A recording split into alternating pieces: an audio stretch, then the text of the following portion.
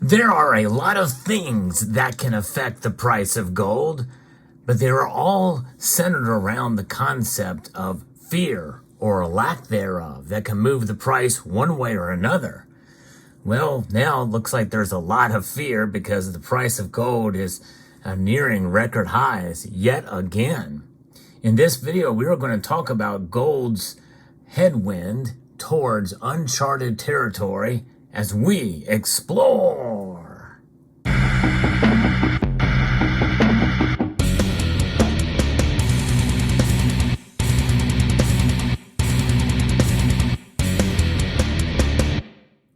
It all boils down to faith in gold or faith in dollars and dollar-denominated asset classes and investments, vehicles, risk or little risk. And I tell you what, in times of fear and uncertainty, people tend to move towards gold. When's a smart time to buy gold? Well, obviously when it's cheaper. But you know, in times of fear and in times of uncertainty, this is why gold's price is high. And people, as well as central banks, are willing to pay that high price for it for a level of comfortability during this time. Comfort in a safe haven value such as that gold provides.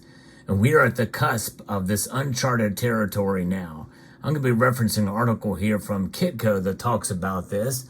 I'm going to insert my commentary in it as well from my experience in buying gold, especially over the past almost 6 years now. I've been concentrating a lot more heavily on this metal, and it has been quite a journey for sure. As the world spins round and round, so do the markets, and so do the headwinds of uncertainty that we're starting to see nowadays that are different than ever before in the world of finance and business. After testing record highs that we saw just over a week ago, gold is now looking at this broad range now, very broad, between $1,900 and $2,100 an ounce. And this is in light of a renewed recession risk. This is according to Australia and New Zealand Banking Group, ANZ, and their latest note. The upward channel suggests a broad range, again, between $1,900 and $2,100 an ounce, despite prices hitting a record high. The Relation Strength Index, which is known as the RSI, is not showing an overbought level. ANZ commodity strategist Daniel Hines and Sunny Kumari said, gold must break the critical resistance of $2,062 an ounce to see another significant move higher. Now, that's a bit off, right now, as I record this video, and anything can happen between the time I post this video, which is hours ahead of when it actually is published, usually about 8 hours ahead, because I record this the day before, is that gold is trading above $2,000 an ounce. It very well could dip back below that. But even if it does, it's still within what I refer to as spitting distance of record highs. $2,062 an ounce is very near the record high, if not the record high, depending on the measure and how accurate that, or how long it stayed up to that point. Nonetheless, so this is what we are seeing in this uncharted territory would be $2,100 an ounce, and that is the upper edge of that range. For those of you who know, I did a prediction video for gold where I was actually right. I thought we would see it touch $2,000 an ounce. Well, it's done more than just touch it. It has been caressing it, fondling that number for a couple of weeks now, not longer. It dips back down a little bit below, but it's been staying pretty steady here at $2,000 an ounce for quite a while. At the same time, any hawkish Federal Reserve sentiment could trigger a sell-off down to $1,900 they added. So that's the lower end of the broad range. We must be prepared for that, which is why it's uncharted. ANZ expects gold to hit $2,100 an ounce by the end of this year and $2,200 an ounce in the second half of next year, according to the bank. Any price dips will be viewed by investors as buying opportunities. So they are bullish on the metal. And I am too. There's no question. I think the metal has potential to move up even higher because we are in uncharted territory, not only in terms of gold's price, but look at what we're dealing with. we have a default, a potential to default now again. And of course, this comes up every couple of years where there is the fear that we could default as a nation. I think they're going to end up working something out, but they're going to probably take us to the brink, just like they did last time. And with inflation where it is now, that's why this uncharted territory is a real possibility, folks, given the circumstances where we find ourselves in. By the way, if you enjoy videos like this, where I do talk about the news of precious metals and some concepts and some philosophies and some predictions and some analysis, hope you'll consider subscribing to the channel. And I do try my best to showcase some gold in a different and unique way on the channel as well, such as you see here. So I hope you will consider sharing this video and subscribing to the channel if you haven't done so already. I like to keep it fun and interesting. Nonetheless, ANZ has set their target at the high end and $2,200 by next year. Do you agree with that? Do you think we'll get there? I think it's a good possibility we could get there. And U.S. banking sector issues that we've been seeing as well, elevated interest rates and uncertainty around the debt ceiling and dampening the economic outlook and boosting safe haven demand for gold. Those are the drivers. Even though Federal Reserve Chair Jerome Powell has reassured the markets that the U.S. banking system is sound and resilient, contagion risk fears still dominate trading. And speaking of Jerome Powell, we've had nearly 500 basis points of rate hikes over the last year are putting pressure on the U.S. banking system. The Fed recently disclosed that about 722 banks reported unrealized losses of more than 50% of capital at the end of the third quarter of last year, according to Hines and Kumari.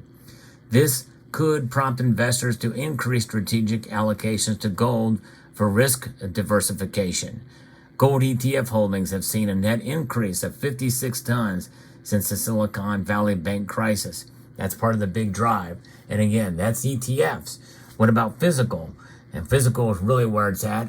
And I believe that anybody who does hold gold in the ETF should also consider getting gold in physical form, such as coins that you see here on your screen.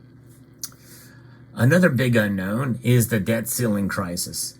And this June 1st deadline, just over 2 weeks away, and by the way, that's kind of been blown up out of proportion. I first heard it was June 8th, and I've also heard June 1st, but it's also only for the first part of that's the first deadline. There's other deadlines to follow. That's just the beginning of a cascading rollout of deadlines before this thing comes through. But during the 2011 debt cap negotiations, U.S. saw its credit rating downgraded, which led to lower U.S. dollar and higher gold prices. Now, it wasn't the major factor that led to prices reaching over $2,000 an ounce, but or almost there. I think it went to 1923, if my memory serves. In 2011, total ETF inflows amounted to 161 tons until the debt ceiling was raised in August of 2011. So we can see now that we have, a lot of room to move upwards from the 56 tons that we've seen since the Silicon Valley Bank crisis to move up to 161 tons. On top of this, the U.S. economy is slowing down, with many analysts pricing in a recession in the second half of the year. We may already be in one, by the way, now. Plus, U.S.-China tensions and central bank gold buying are boosting gold's safe haven appeal. So there's a lot of bullish metrics there for gold to just go higher. Emerging markets have been accumulating the precious metal as a way to avoid sanctions, ANZ pointed out, noting that Russia, China, India, and Turkey were leading gold buyers in the past decade. In fact, the BRICS nations in general are trying to de-dollarize. They're seeing it more and more, and gold is a critical aspect of that de-dollarization push. Russia and China bought nearly 60% of total purchases from 2010 to 2022, and this is likely to continue, although the drivers of that activity may shift as China aspires to increase the yuan's role as a reserve currency. Gold buying is set to increase, and gold is an attractive proposition for a sanction-burdened Russia. While gold is not a complete hedge against sanction risk, it is stored domestically it plays a role in mitigating the impact of the sanctions. Keep in mind, Russia is the second largest producer of gold. Another aspect of this trend is the devaluation of the U.S. dollar, which fits right in with ANZ's higher gold price projections. Since the 70s, U.S. dollar lost 20% in nominal terms, while gold has risen 51 times. You talk about this devaluation, that's inflation. The dollar is indeed a currency that is the dominant currency around the world. That's not going away anytime soon. I did post a video talking about why that's the case, and it did not get very many views in this community, but I think it's a very important video to watch because it gives you an idea of what's coming and the long, slow road to potential threat of the dollar's dominance. Because I think if things continue in the path that they are now, we're going to see more of this, which is all the more reason why gold is heading for uncharted territory and why it may be a slow roll towards that, because this dollar has lost 98% of its value since 1913. And that's the Federal Reserve Act being enacted in December 23rd of that year. And that's where that's where we're at with the dollar, and that's where we are at with gold. Gold has maintained its value, and that's crucial and important, which is all the more reason why I am so bullish on gold and why I have shifted focus on gold, especially in the last 6 years. The de-dollarization trend is a part of the narrative, with emerging market currencies playing a bigger role in international payments. China has started settling trades with Russia using the renminbi, while the UAE and India have been in talks to settle energy trades in the INR. This evolves multi-currency system will see a gradual shift in foreign reserve portfolios, and gold is likely to play an important role as this develops because it will provide some sort of safety net for those currencies. In other words, they may either back them completely or form trade partnerships with gold as being collateral, or the creation of a new type of currency for use specifically for trades between nations, which could be backed by gold. One of the risks to this bullish gold outlook is the Fed surprising the markets with a hawkish pivot after signaling a pause in its tightening cycle in June.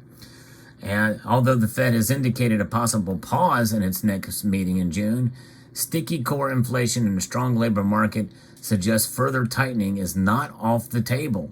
Consensus estimates are for a rate cut in 2023, but our baseline forecast is for no cuts in 2023. I agree with that. I don't think they're going to pivot this year. I do think they're going to pause for the next hike, but hey, we could be surprised for sure. Any expected policy action could trigger price corrections, but such dips should be perceived as buying opportunities in our view. And one thing is if they were to pivot and cut, to me that seems like gold would go up because you're injecting more, liquidity into the markets and all. But I could be wrong too. It's very strange. It could also signal that we're heading for economic hardship. More economic hardship, and that could have a psychological role to the effect of the other side, causing it to go up. But there you have it. Gold, it's the metal that will continue to perplex us and surprise us. And right now, I think we're headed for that surprise. That's uncharted territory. I just think it's to the upside. What do you think? Post your thoughts in the comment section below. Hope you found this video insightful, educational, informative, and hopefully appealing visually.